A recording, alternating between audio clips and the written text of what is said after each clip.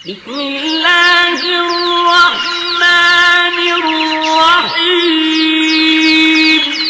إن الدين عند الله الإسلام. Entonces, trasladamos el veredicto de esta primera situación, que sí está descrita en el Corán y en la Sunna, a esta segunda, sobre la cual no encontramos. Y un ejemplo sencillo de eso podría ser si alguien se preguntara si viajar en avión es lícito en el Islam.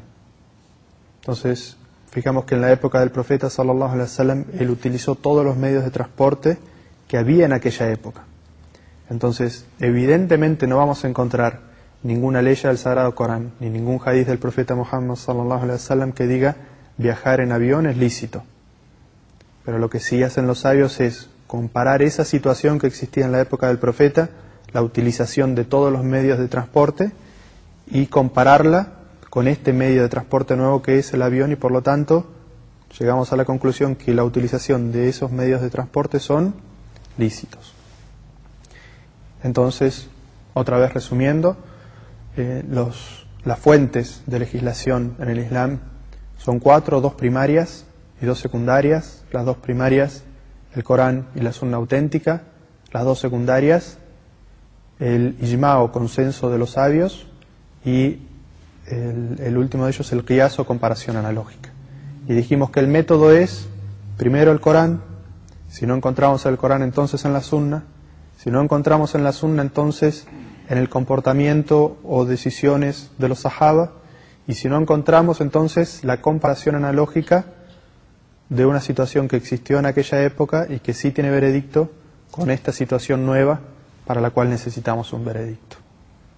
Ahora vamos a pasar a estudiar en más detalle cada una de estas fuentes. Cuando nosotros decimos que la primer fuente primaria de legislación en el Corán, en el Islam, es el Corán. Cuando decimos Corán, ¿a qué nos estamos refiriendo? La palabra Corán tiene una definición para los sabios.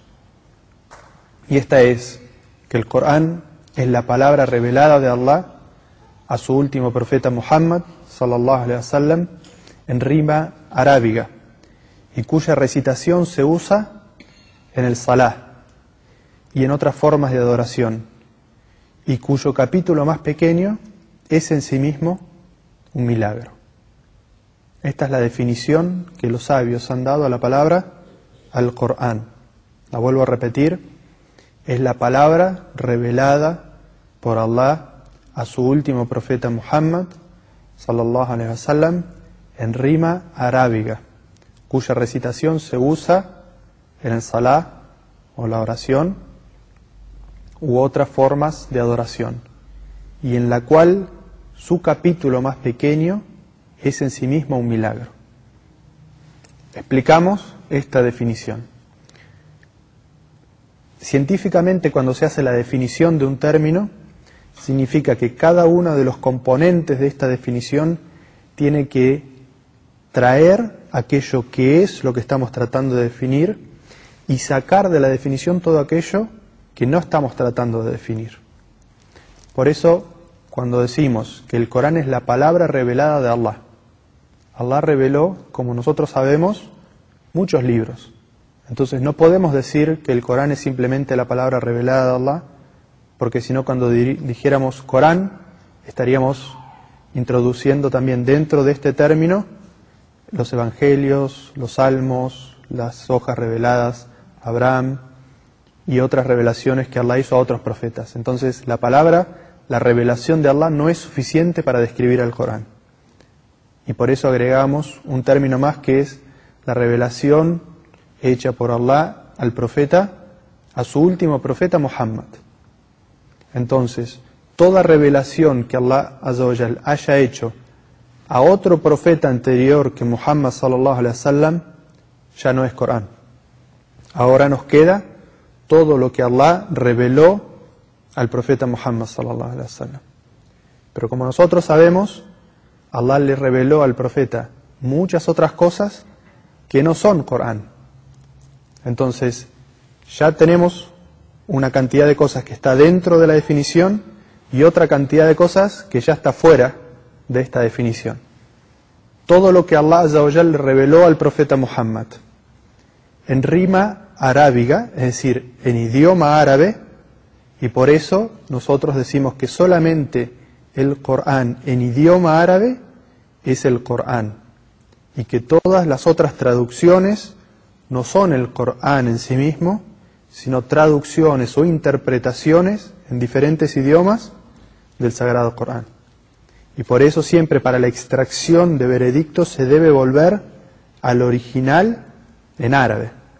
Y no es lícito sacar un veredicto de un asunto en la jurisprudencia islámica basados en una traducción al idioma inglés, al idioma español, al idioma persa o al idioma chino. Para hacer el veredicto de un asunto en la Sharia se debe volver a su original en idioma árabe, porque es en el que fue revelado al profeta Muhammad. Dijimos entonces, la palabra de Allah revelado a su último profeta Muhammad en idioma árabe, cuya recitación se utiliza en el Salah. Porque, como nosotros sabemos, Allah Azza wa Jal le reveló al profeta Muhammad sallallahu alaihi wasallam otras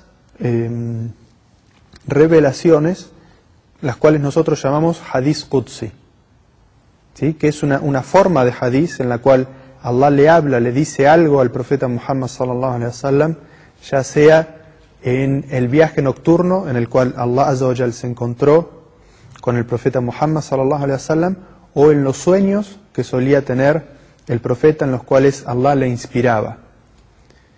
Estas palabras corresponden a la palabra de Allah, y por eso el profeta dice, en los hadiths Qudsi nosotros encontramos que el profeta dice, me dijo mi Señor que, y narra un hadith. Sin embargo, este hadith nunca fue asimilado al Corán, y el profeta sallallahu alaihi wasallam explicaba que esto era parte de un hadith y que no era parte del Corán. Entonces dijimos que en la definición, para diferenciar entre lo que es el hadith Qudsi y lo que es el Corán, decimos que es lo que se utiliza en la oración y otros ritos de adoración. Porque el profeta Muhammad sallallahu alaihi wasallam nos enseñó específicamente la oración y nos dijo que en la oración se debe recitar Suratul Fatiha y otra parte del Corán. Y que si uno en la oración recita un hadith Qudsi, esta oración no es válida porque no se está cumpliendo con el requisito de recitar el Corán. Y la última de las condiciones de esta definición es que el capítulo más corto del Sagrado Corán, que es Suratul Kawthar, es en sí mismo un milagro.